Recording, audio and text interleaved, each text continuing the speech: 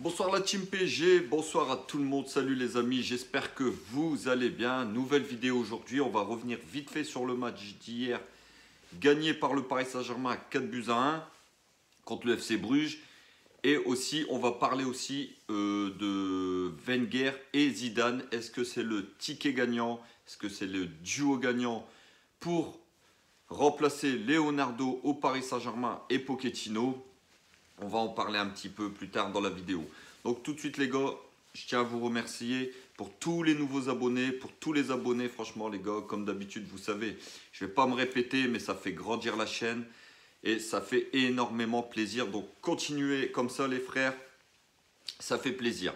Donc voilà les gars, on va revenir sur le match d'hier. Donc franchement, on a vu une super première mi-temps du Paris Saint-Germain.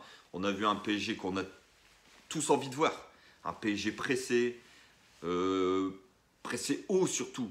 Vous avez vu la récupération de balles, comment elle était bien haute. On a étouffé cette équipe de Bruges qui, comme je vous ai dit, pour moi hier a été vraiment très faible. C'est pas le même Bruges qu'on avait joué au match aller, mais aussi peut-être parce que le PSG a fait une première mi-temps franchement exceptionnelle. On a retrouvé notre Paris Saint-Germain des années précédentes. Une équipe qui presse, une équipe qui met de l'intensité, qui met de la vitesse. Franchement, une équipe physique qui va au duel, qui gagne ses duels surtout. Et c'est ça le principal. C'est une équipe qui a gagné beaucoup de duels, qui a récupéré beaucoup de ballons très haut et qui a su mettre en grosse difficulté cette équipe de Bruges. Le PSG menait 2-0 en moins de 10 minutes de jeu. Donc c'est facilité le match, mais il fallait le faire.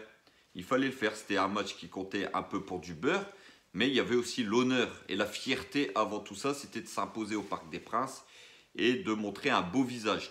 Chose faite en première mi-temps les gars, en première mi-temps, parce qu'on va revenir sur cette deuxième mi-temps qui n'a pas été non plus exceptionnelle du Paris Saint-Germain. Donc on a vu quand même, comme on va revenir sur cette première mi-temps, voilà une équipe du PSG qui pressait très haut, une équipe qui a mis de l'intensité. Et c'est ce PSG-là qu'on veut voir pendant 90 minutes et à tous les matchs. Parce que depuis l'ère Pochettino, on se tape des purges. C'est des bouts de match par-ci, par-là, qui font que ça donne de l'embellie à ce PSG. On se dit, ah, enfin le déclic. Peut-être, mais non, le match qui suit, le PSG se ramasse la gueule. Ou alors s'il gagne, c'est en ne montrant rien du tout dans le jeu. Donc voilà. Il ne faut pas oublier aussi les gars hier que Mbappé fait un match exceptionnel. Il met 2 buts et sur les 2 buts de Messi, il est impliqué sur les 2 buts. Il lui donne une super passe pour le premier but de Messi et il crée le penalty pour Messi. Et il lui a laissé le penalty, donc c'est tout à son honneur. Hier, Mbappé fait un match assez remarquable. On sort de toute façon dans cette équipe. Maintenant, on ne va pas se voiler la face, les mecs. C'est lui la star du Paris Saint-Germain. C'est pas Messi avec ses 34 ans passés, où il marche beaucoup, où il opère sur quelques éclats, ou un Neymar qui n'est pas régulier, qui sont les stars du Paris Saint-Germain. Non, aujourd'hui, c'est Kylian Mbappé que l'on va perdre, les gars. Que l'on va perdre, parce qu'on n'en parle pas assez. Mais la prolongation d'Mbappé, les gars, aujourd'hui, on est le 8 décembre, si je ne me trompe pas, et il n'y a toujours rien de fait. Et au 1er janvier, donc dans 3 semaines, Mbappé pourra s'engager avec le Real Madrid. Donc, ça ne choque personne aujourd'hui que le dossier Mbappé est en suspens. Donc voilà, on va perdre notre meilleur joueur. Alors aujourd'hui, si on enlève Mbappé de cette équipe, il ne reste plus grand-chose, hein, les gars. Il reste plus grand-chose, les amis. C'est lui le détonateur de l'attaque parisienne. On l'a vu contre Lens, il n'a pas joué. Et ça a été dramatique devant. Très pauvre. Dès qu'il est rentré, il a mis le feu. Hier, il a mis le feu. Hier, il met un doublé. Il fait 2 passes, pratiquement une passe D et il crée le penalty. Et dans le match, il a créé des occasions. Il a créé beaucoup de choses offensives. Et si on l'enlève aujourd'hui, il ne reste plus grand-chose au Paris Saint-Germain. On a beaucoup de joueurs en fin de cycle. Je dis bien en fin de cycle, les gars. Et là, on va en venir maintenant au deuxième sujet. Est-ce que l'ère Leonardo est terminée? Alors attention, moi, j'ai rien contre Leonardo. C'est même un dirigeant que j'apprécie. Il a fait beaucoup pour le Paris Saint-Germain. Il a fait énormément. Il a ramené de très très grands joueurs, que ce soit dans le passé ou même cette année. Il a quand même ramené Messi, Ramos, Hakimi, Wijnaldum, Donnarumma, Nuno Mendes, j'en oublie peut-être, mais voilà. Donc Leonardo fait quand même un boulot exceptionnel. Maintenant, voilà, il a ramené quand même des joueurs qu'on a eu à 0 €, des joueurs que leur club ne voulait certainement plus, et des joueurs surtout en fin de cycle, même si ça reste de très grands joueurs. Donc on est aujourd'hui obligé de se poser la question, est-ce que l'ère Leonardo doit prendre fin ou est-elle terminée? Est-ce qu'il faut un vent nouveau, un nouveau cycle et repartir de zéro avec de nouveaux dirigeants? Et de là, on va en parler.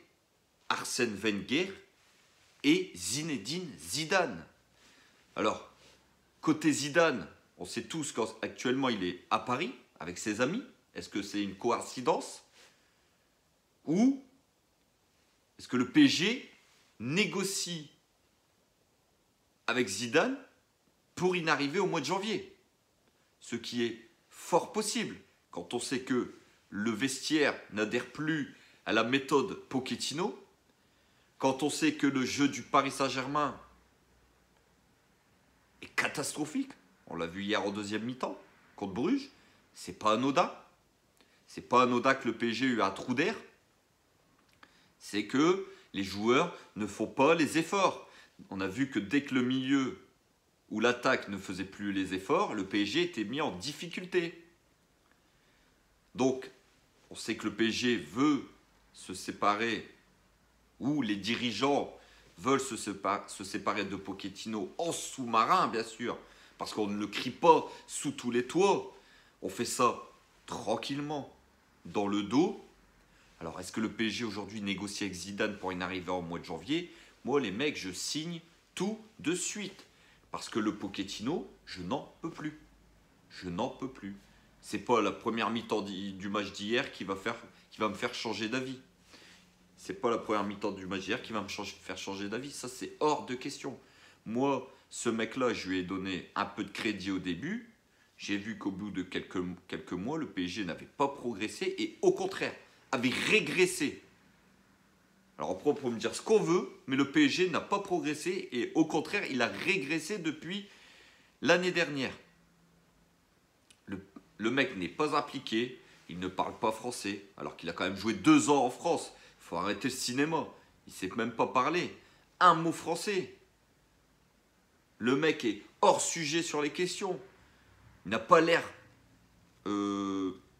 si préoccupé que ça de la situation. Le gars que le PSG joue mal ou qui joue bien, on lui pose une question, même quand Paris joue mal, il nous sort tout le temps la même interview. Les joueurs ont bien joué, les joueurs ont mérité. Moi, je vous dis, il est sur un autre planète. Bref, donc on sait que le PSG veut remplacer Zidane par Pochettino. Apparemment, les discussions seraient en bonne voie. Zidane ne serait pas contre venir au Paris Saint-Germain. Maintenant, c'est aux dirigeants de discuter de ça, surtout à Nasser Al-Khelaifi, le président, et va venir se poser le cas de Leonardo. Est-ce que c'est la fin d'un cycle? Est-ce qu'il faut changer de dirigeant? Est-ce que Arsène Wenger, qu'on sait qu'il est attaché au Paris Saint-Germain, pourrait venir en tant que directeur sportif au PSG et cohabiter avec Zinedine Zidane? Parce qu'on sait aujourd'hui que Zidane ne serait pas très chaud à l'idée de travailler avec Leonardo. Donc ça aussi, c'est une question qu'il va falloir se poser. Zidane, oui, mais avec quel directeur sportif? Est-ce qu'il veut travailler avec Leonardo?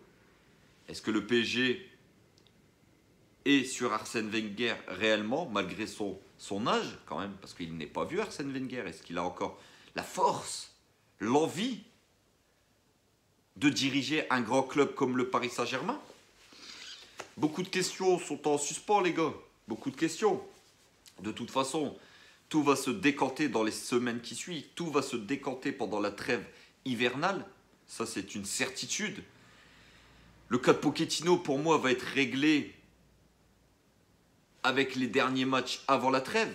Si le Paris Saint-Germain perd un match ou fait un nul ou produit encore un jeu inexistant, son cas va être mis sur la table pendant la trêve. Ça, c'est sûr et certain. Le PSG l'a fait avec Tuchel, rappelez-vous, la veille de Noël, il a reçu son cadeau de Noël, un licenciement. Donc, on sait que le PSG est capable de tout. J'espère, pour ma part, aujourd'hui, que le PSG va changer de coach. Moi, je ne demande pas de changer les dirigeants. Je ne demande pas de changer Leonardo. Même si aujourd'hui, je suis d'accord avec vous, la question peut se poser. Son dossier peut être mis sur la table à Doha. Est-ce que c'est la fin d'un cycle, Leonardo? Je comprends et je comprendrai les personnes qui veulent que Leonardo parte du club. Même si, voilà, il a fait du très bon travail. Mais, comme on sait, c'est les joueurs, les dirigeants ne sont que de passage. Donc, changer de coach, moi, je signe à 100%. Changer de dirigeant, je dis, pourquoi pas? Pourquoi pas? Donc voilà les gars, n'hésitez pas à me dire ce que vous pensez du cas Pochettino et Leonardo. Est-ce que vous pensez qu'il faut tourner la page et enclencher un nouveau cycle avec, pourquoi pas, Arsène Wenger et Zinedine Zidane, qui sont les deux personnes qu'on parle le plus actuellement pour remplacer Pochettino et Leonardo. Dites-moi ce que vous en pensez. Et aussi, dites-moi en commentaire ce que vous pensez du cas Kylian Mbappé. On va peut-être perdre dans 3 semaines notre meilleur joueur, même s'il finira la saison avec nous. Mais on va peut-être le perdre officiellement le 1er janvier. Et ça ne choque personne. Moi, perso, ça me choque. Ce dossier-là n'est toujours pas réglé au Paris Saint-Germain. On ne sait toujours pas s'il part, s'il reste. Alors, est-ce qu'on va nous faire mariner jusqu'à la fin de saison? Est-ce que Mbappé va nous faire mariner jusqu'à la fin de saison pour faire penser qu'il va prolonger, mais en fait dans sa tête c'est déjà acté, et pour ne pas se mettre le public, les supporters à dos, jusqu'à la fin de saison il va faire mariner les gens? C'est possible. Donc voilà les gars, comme d'habitude n'hésitez pas à vous abonner les frérots, je vous ai dit ça donne énormément de force à la chaîne, ça fait grandir la chaîne et ça fait énormément plaisir. N'hésitez pas à liker, plein de pouces bleus les frères.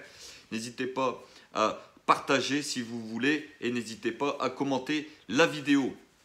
Sur ce, on se retrouve fin de semaine pour l'avant-match PSG Monaco au Parc des Princes dimanche à 20h45. Très belle affiche. Ce ne sera pas un match facile les gars parce que cette équipe de Monaco est capable de tout, surtout contre les grandes équipes. On l'a très bien vu dans l'Europa League. Ils ont fait une très belle campagne d'Europa League. Donc ils sont capables de nous inquiéter. On se retrouve fin de semaine. D'ici là, prenez soin de vous comme d'habitude les frères. On se retrouve bientôt. Et n'oubliez pas, ici c'est Paris. Et Paris est magique les frérots.